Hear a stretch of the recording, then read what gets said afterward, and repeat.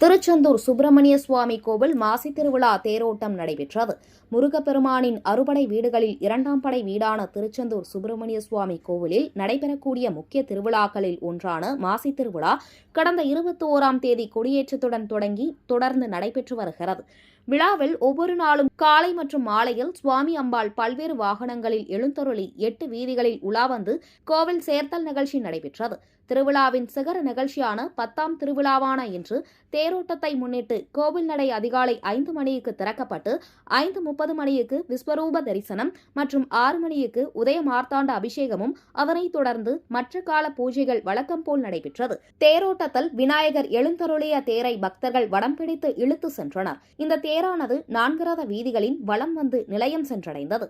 இந்த தேரை பல்லாயிரக்கணக்கான பக்தர்கள் அரோகரா என்ற ஆன்மீக கோஷத்துடன் வடம் பிடித்து இழுத்து சென்றனர்.